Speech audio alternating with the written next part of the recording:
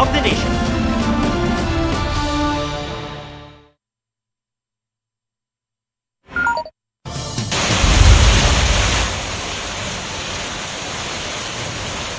Bumuhos ang malakas na ulan sa ilang bahagi ng Metro Manila ngayong hapon.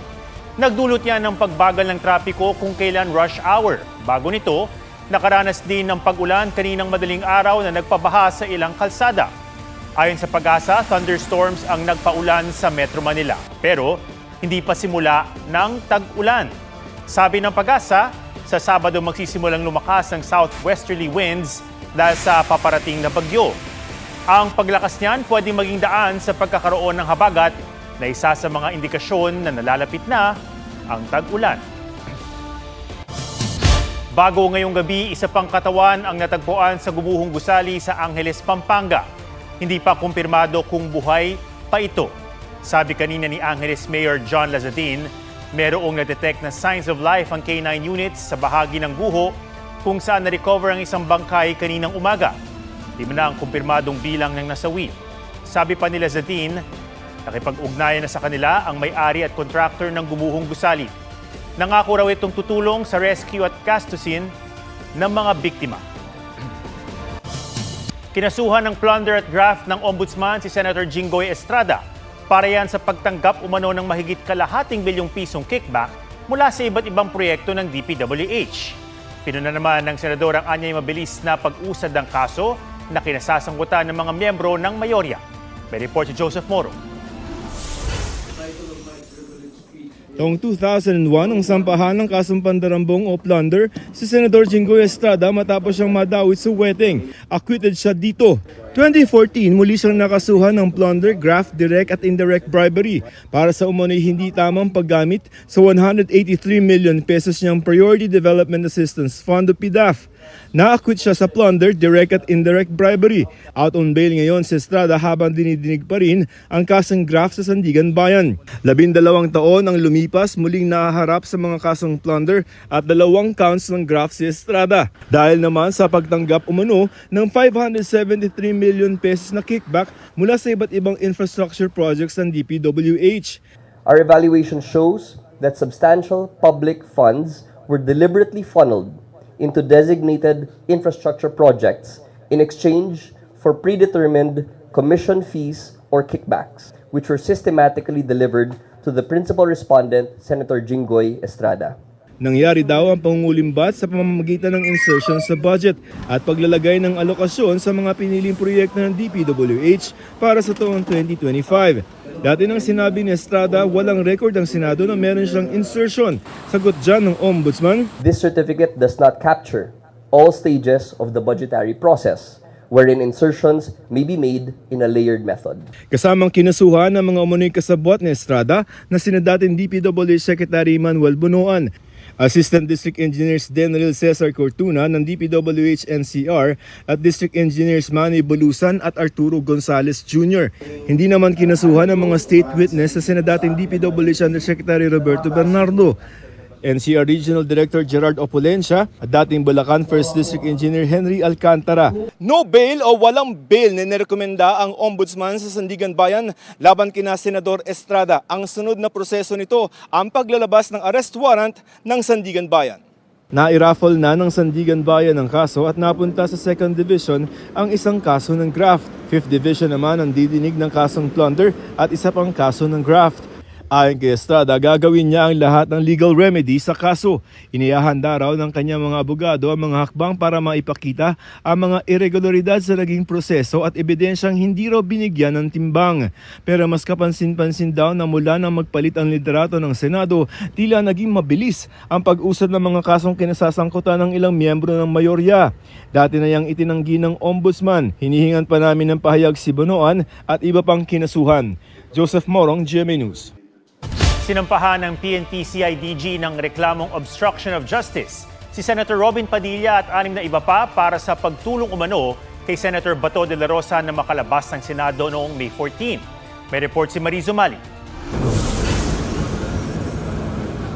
Pinagplanuhan at hindi nagkataon lang ang pag-alis sa Senado ni Senator Bato de la Rosa noong May 14. Yan ang binigyan diin ng PNP-CIDG sa pagsasampa nila ng reklamo obstruction of justice sa Justice Department laban kay Senador Robin Padilla at 6 na iba pa. Hindi po yun incidental. It's not a mere hitch ride. It is plano, well-planned, well-coordinated, kasi yung may backup vehicle pa. By indispensable cooperation, ma'am. It will not happen without him. Kinasuhan din ang babaeng security officer ni Padilla na nakitang kasama nila ni De La Rosa sa CCTV. Gayon din ang pinsan ni Padilla na may-ari umano ng pick-up na nagsilbing backup vehicle sa pagtakas ni De La Rosa. Do you know kung ano ang dahilan kung bakit nagkakaroon ng backup? It will serve as security and ensure na makaalis yung main vehicle. Hindi lang din daw iisa ang backup vehicle pero hindi na ito idinetalye ng CIDG. Sinusubukan ng GMA News na makuha ang panig ng mga kinasuhan. Kahapon nagsagawa ng operasyon ng mga otoridad sa Parañaque, Bulacan at Pampanga para maaresto si De La Rosa. Kabilang sa mga sinalakay ang bahay sa Pampanga na pag-aari umano ng isang kaanak ni Padilla kung saan namataan umano si De La Rosa. Giit ng PNP CIDG, hawak nila ang kopya ng arrest warrant mula sa International Criminal Court nang ikasa ang operasyon. Taliwas sa sinasabi ng misis ni De La Rosa. We have our warrant of arrest na pinakita namin if it's needed. And very cooperative naman po yung local officials doon and the owners of the house. Yes, it's an ICC warrant. Kanina nagpost sa social media ang may bahay ni De La Rosa ng litrato ng mga police mobile sa ancestral home ng senador sa Davao del Sur. Sabi niya, tiyaking na ayon sa batas ang ginagawa ng mga otoridad. Kung hindi, mag-self-destruct na lang anila sila. Tingin naman ni Interior Secretary John Vic Remulla, ang presensya ng mga pulis doon ay para ma-recover ang mga baril ni De La Rosa na kinanselan na ang mga lisensya. Armed and dangerous daw na maituturing ng mga otoridad si Senador Bato de la Rosa. Pero paniniguro ng PNP, hindi nito mababago ang rules of engagement nila sa pag-aresto sa isang taong pinaghahanap ng batas. Ayon sa PNP Regional Office 11, naisilbi na ang order of revocation para sa mga baril ng De La Rosa kahapon. Aapela raw ang kampo ni De La Rosa. No, Senator De La Rosa has not been convicted of anything here in the Philippines, and there is no Philippine court which issued any order against him. So at our humble mind, baka nagkamali lang yung PNP. Mariz Umali, GMA News. Hulikam kung paanong nasalisihan ng isang tindahan ng alahas sa Cebu City. Sa Zamboanga del Sur, isang tindera na tumangging magbenta sa customer ang hinablutan ng kwintas. May spot report si Alan Domingo ng GMA Regional TV.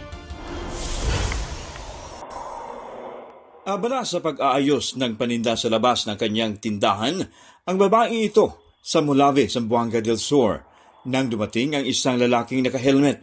Di siya pinagbintahan dahil wala umanong panukli sa 500 pesos. Pero bago umalis ang lalaki, mabilis niyang hinablot ang kwintas ng tindera. Ayon sa anak ng biktima, pinipilit pa ng suspek na pagbintahan siya. Moto murag italikod siya wala di kay Cecilio nay. Moto di dira ang iha pinulta. Nagkakahalaga ng 30,000 pesos ang kwintas. Patuloy na tinutugis ang suspek. Sa Cebu City, tila bumibili ng alahas ang babaeng ito sa isang jewelry store. Pero ang tunay niyang pakay nasa post sa CCTV nang itago sa kaliwang kamay niya ang tinitingnang alahas. Mabilis niya itong itinago. Nasa 1 milyong piso ang halaga ng mga alahas na natangay ng babae at 2 niyang kasabwat. Ang nadala nila is nasa mga 3 o 4 na alahas. Makikita naman sa video kung paano nila ginawa yung diskarte nila na pinalipat-lipat lang sa kamay. Nai-report na sa pulisya ang insidente. Sa Quezon City, may iniabot na paper bag ang kasambahay na ito. Sa kausap niyang lalaki, ang laman ng paper bag, pera at alahas na ninakaw umano ng kasambahay mula sa kanyang amo na nagkakahalaga ng mahigit 2 milyong piso. Ayon sa pulisya, nasa bakasyon ang amo ng kasambahay noong mga oras na yun. Pinasok niya yung kwarto ng kanyang amo. Dinistrangkan niya yung mga drawers kung saan doon niya kinuha yung mga pera at alahas. Arestado ang suspect na 2016 pa na mamasukan sa kanyang amo. Ginawa ko yun base sa autos lang po doon sa cellphone na kausap ko po kay ma'am. Sino po yun? Yung boses po ni ma'am. Hindi, ano sinasabi niya? Na punta ako sa kwarto niya, kunin ko daw yung mga alahas niya doon. Sinampahan na siya ng reklamo. Patuloy pang tinutukoy ang pagkakakilanlan ng lalaking pinag-abutan ng paper bag. Mula sa GMA Regional TV, Alan Domingo, GMA News. Pagpapaangat ng diplomatic relations sa pagitan ng Pilipinas at Japan. Yan ang binigang diin ni na Pangulong Bongbong Marcos at Japan Prime Minister Takaichi Sanae sa mas pinalawak na comprehensive strategic partnership ng dalawang bansa. Sa kanilang joint press conference, inanunsyo ng dalawang lider ang pagsisimula ng formal na negosasyon para sa General Security of Military Information Agreement. Mamadaliin na rin ang paggawad sa Pilipinas ng Abukuma-class destroyer mula Japan. Makatutulong daw ito sa defense cooperation at pagpapanatili ng rules-based maritime order. Sa gitna ng tumataas na tensyon sa rehiyon, pumirma rin ng kasunduan para maiwasan ng double taxation sa pagitan ng dalawang bansa. Kasama rin sa iba pang kasunduan ang pagpapaigting sa kooperasyon sa agrikultura at fisheries, health services, human development, space development, at artificial intelligence. Mainit na debate ngayon sa Senado ang pag-amyenda ng Senate Rules para payagang makadalo sa sesyon ng isang senador sa pamamagitan ng teleconferencing.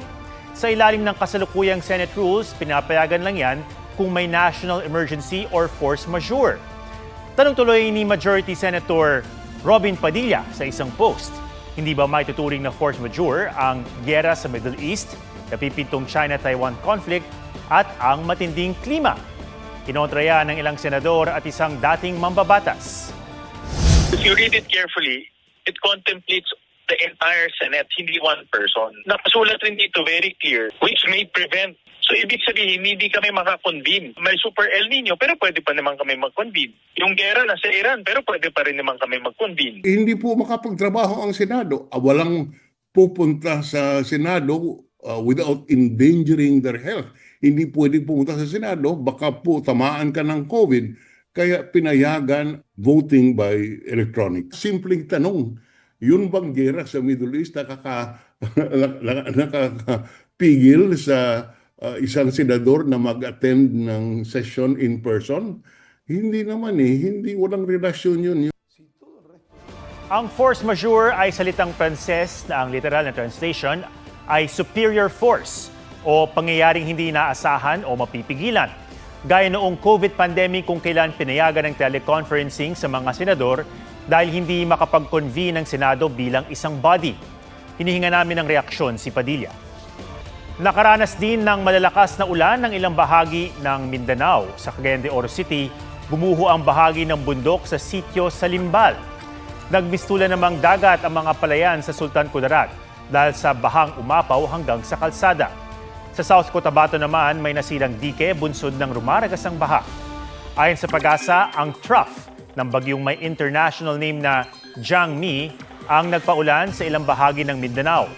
Minomonitor yan at inaasahang papasok sa Philippine Area of Responsibility ngayong gabi o bukas sa madaling araw at tatawagin sa local name na Dome.